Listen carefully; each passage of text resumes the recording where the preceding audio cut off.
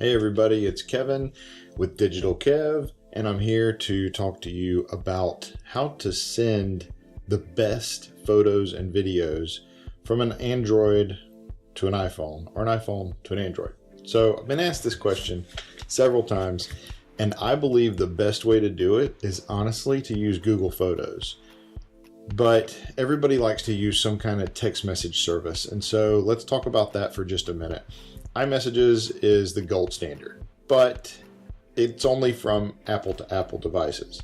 So if you don't have an Apple device, you're a little out of the loop, I guess. You're outside their walled garden. Now, being outside the walled garden can be a good thing, and that's why a lot of people like to use Android devices. However, it can be a bad thing, especially when it comes to somebody sending you an iMessage, which comes through okay, or you trying to send them a text message, which is SMS, and the videos are just terrible. The pictures are okay, but really the videos is where the compression on MMS is absolutely terrible. So the reason why the compression is so terrible is because it's using your carrier's cell phone plan, your carrier's cell signal, rather than using the data signal. Okay, so the reason that's different, it's not actually going through the internet in order to get there, it's going through the phone lines, if that makes sense. So how do you get around that? The best way to get around that is to send a link. So to send a link, the easiest thing to do is to use Google Photos, allow that photo or video to upload to the cloud, and then send a link from Google Photos to whoever you're trying to send it or share the video with or the file with, and they will get a link and be able to click on it. It'll open in their web browser, or if they have Google Photos, it'll open right inside Google Photos, and they will be able to see the full version of the video or the photo, whatever it is that you send them. So that is way number one. That is the best way to do it. Way number two to do it would be to use some kind of sharing service, like some kind of messenger that does not use SMS, which means both you and the person that is receiving the file needs to have the same app on their device. So if you use Facebook Messenger, you can use Facebook Messenger for your SMS and MMS, but let me back up just a second. If you use Facebook Messenger and the other person has Facebook Messenger as well, then you can send them, I believe it's up to a 4K video now. I'll check that, but I think it's a 4K video, 4K quality photo.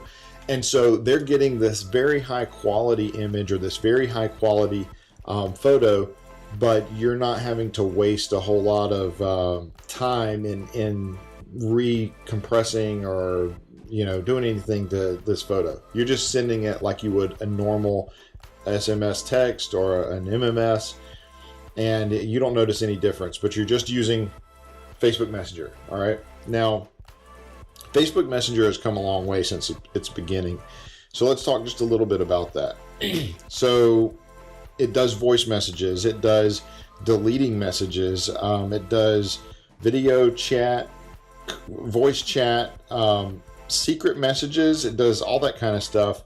And they've got some updates that are coming in the future that they revealed in April, that it's called Lightspeed. And what this will do is it will reduce the app's footprint on your device, so it'll make the app take up less space, but it'll also make the app faster. So Lightspeed is going to be a great thing. Works for Android users, iPhone users. It works for Windows phone users. The Facebook Messenger, because Facebook is just, they want to be ubiquitous in the marketplace. The Facebook Messenger is also ubiquitous out there.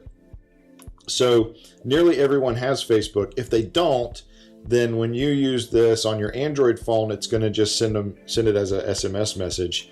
iPhone users, you really don't have that option. The only way that you're going to be able to send SMS messages for now is in your iMessages app, as long as you've got send as SMS enabled.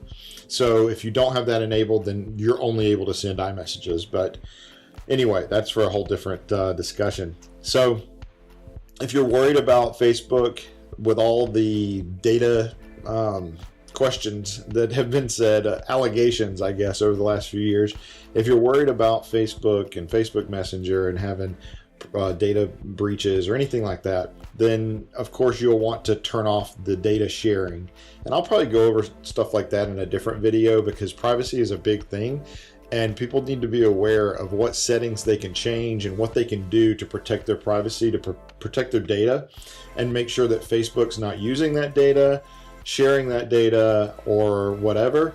Now, some amount of sharing or data usage is needed in order to offer you ads, in order to offer you connections that you didn't know were out there with other people that maybe you went to high school with or whatever. So some data is needed in order to do that. If you're okay with not having those things, if you're okay with ads not being generated and targeted at you, for instance, you're okay with, let's say you don't have pets, you don't have a dog, you don't have a cat, maybe you hate dogs and cats. I'm not judging, but I think that's wrong, but I'm not judging. But let's just say you hate dogs and cats, and so you're getting completely bombarded by, say, some dog food commercial on Facebook. Well, it's probably because you've turned off these privacy settings and you're not allowing them to share that data. So they don't know that you're not a dog lover, right? But you're getting these dog food commercials and you're going to keep getting them. Even if you tell it, hide this, it's irrelevant, they're going to keep sending you those commercials because you're not allowing them to share any data. So you have to share a little bit of data in order to get personalized commercials. So what I found out is that when I turn off the personalization, I get generic commercials, and I would rather have a little bit of personalization than none, so I turned it back on. So but anyway, there are other things that, let's go back to sending photos and videos. So there are other ways to send photos and videos from one person to another, or from one person to a group, but those ways just really aren't that good. So you've got other apps like Slack, Viber, WhatsApp, Band, Signal, GroupMe, WeChat, Line, Discord, Boxer, all these apps, right? But none of them really are as good as Facebook Messenger in just sending a photo to somebody or a video to somebody. It really works astonishingly well. Now, WhatsApp is on the heels, but keep in mind, WhatsApp is also owned by Facebook. Okay, so it's going to be integrated eventually, I feel like, into the whole Facebook Messenger, Facebook, Instagram, all that's going to be just kind of integrated together eventually. But WhatsApp still kind of sits out there on its own. It does a great job. So if you're using WhatsApp, hey, you've got a good thing going on. But I think there are some security issues there, so you need to be aware of those, or at least make yourself aware of those. When you use the SMS feature on any of these apps, though, you're going to have a downgraded video or a downgraded photo. It's going to compress it in such a way that it's going to come out garbled on the other end a little bit, especially for your videos. Your text messages that include pictures, you won't really notice so much. But text messages that include a video, you're going to notice that it's really garbled up. The sound's going to take a hit. Everything's just going to be ugly and nasty. You've seen those videos, I'm sure, and you're wondering, why does it come across this way? If you would send that same video in Facebook Messenger, you won't have that problem. If you'd send that same video as a link from Google Photos, allow it to upload automatically to Google Photos, and then send it as a link, you won't have that problem. That problem goes away. No more garbled, no more, horrible sound. You'll be able to recognize people in the video. You guys know what I'm talking about, right? So make sure you're either using Google Photos, or if you're okay with using Facebook, then use Facebook Messenger and send those videos that way. Now, I will tell you, coming down the road, there is some new things coming to Android that should help this out. They're not going to help out between iPhone and Android unless Apple gets involved and says, yeah, we're on board, right? So it's called RCS. It's a rich communicating system, rich communicating syntax. Maybe it's not rich. I don't know. I think it's RCS, but when it comes out, it's going to be something that is really good. It's going to allow larger file sizes to go through. It'll also allow you to see when the other person is texting and have quick replies built in and things like that, some of which we've already got in the Android system, but it's just not being done to its best. Now, because this is something that Android has suffered with for a long time, I think they really need to poop or get off the pot, so to speak. So I'm really hoping that they get this pushed out sooner than later, because it's been too long, Android users. It's been too long with us not being able to send great looking pictures and great looking video to each other, right? And you know that, I know that.